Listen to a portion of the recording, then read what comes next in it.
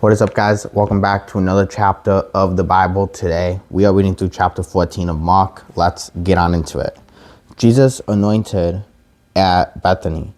Now the Passover and the festival of unleavened bread were only 2 days away, and the chief priests and the teachers of the law were scheming to arrest Jesus secretly and kill him. But not during the festival, they said, or the people may riot.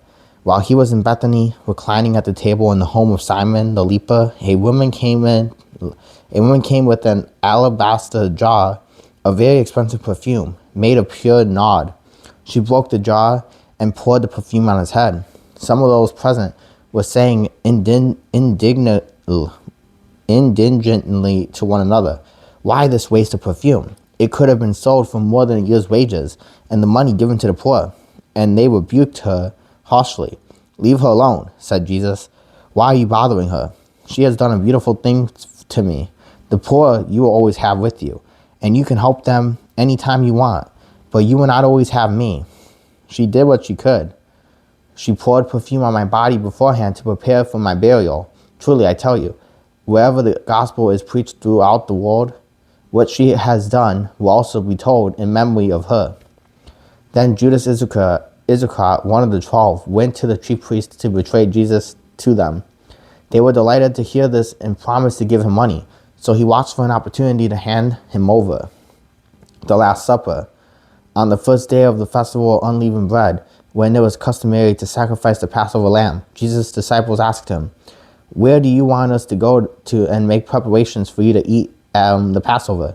So he sent two of his disciples, telling them, "Go into the city, and a man carrying a jar of water will meet you.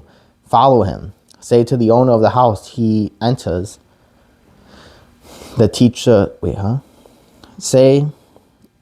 Let's start with verse 14. "Say to the owner of the house he enters, the teacher asks, 'Where is my guest room, where I may eat the Passover with my disciple?' He will show you a large room upstairs, furnished and ready. Make preparations for us there." The disciples left, went into the city, and found things just as Jesus had told them. So they prepared the Passover. When evening came, Jesus arrived with the 12. While they were reclining at the table eating, he said, "Truly I tell you, one of you will betray me, one who is eating with me." They were saddened, and one by one they said to him, "Surely you don't mean me." "It is one of you 12, he replied, "one who dips bread into the bowl with me. The Son of Man will go just as it is written about him. But woe to that man who betrays the Son of Man. It would be better for him if he had not been born." While they were eating, Jesus took bread, and when he had given thanks, he broke it and gave it to his disciples, saying, "Take it, this is my body." Then he took a cup, and when he had given thanks, he gave it to them. They all drank from it. "This is my blood of the covenant, which is poured out for many," he said to them. "Truly I tell you, I will not drink again from the fruit of the vine until that day when I drink it new in the kingdom of God." When they had sung a hymn, they went out to the Mount of Olives. Jesus predicts Peter's denial. "You will all fall away," Jesus told them, "for it is written, 'I will strike the shepherd, and the sheep will be scattered.' But after I have risen, I will go ahead of you into Galilee." Peter declared, Even if all fall away, I will not." "Truly I tell you," Jesus answered, "today, yes, tonight, before the rooster crows twice, you will disown me 3 times." But Peter insisted emphatically, "Even if I have to die with you, I will never disown you." And all the others said the same. Gethsemane. They went to a place called Gethsemane, and Jesus said to his disciples, "Sit here while I pray." He took Peter, James, and John along with him, and he began to deeply distressed and troubled. "My soul is overwhelmed with sorrow to the point of death." He said to them, "Stay here and keep watch."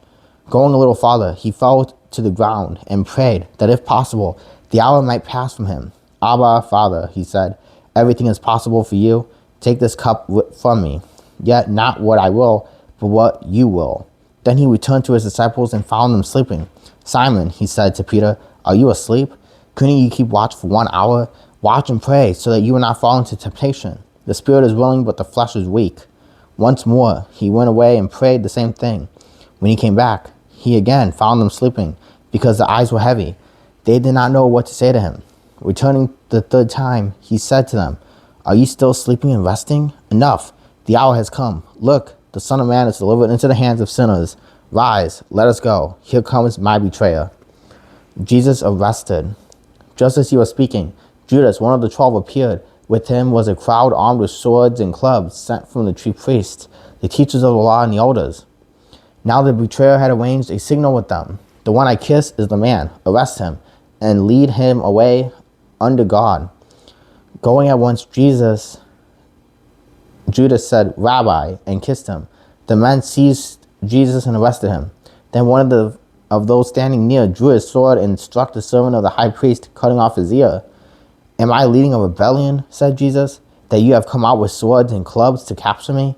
Every day I was with you, teaching in the temple courts, and you did not arrest me. But the scriptures must be fulfilled. Then everyone deserted him and fled. As a young man wearing nothing but a linen garment was following Jesus. When they seized him, he fled naked, leaving his garment behind. Jesus before the Sanhedrin. They took Jesus to the high priest and all the chief priests, to the elders, and the teachers of the law came together.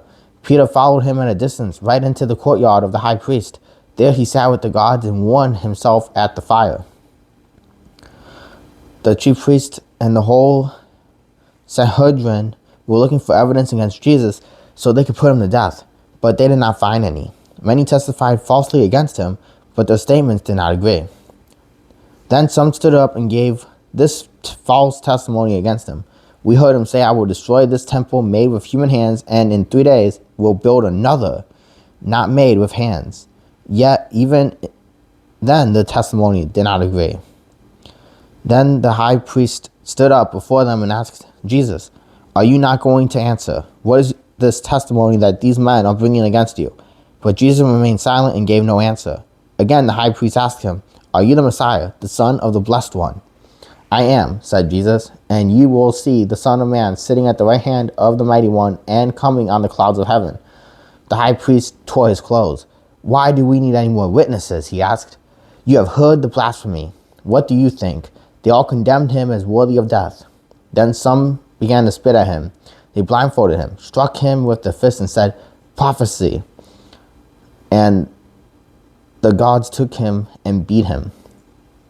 Peter disowns Jesus.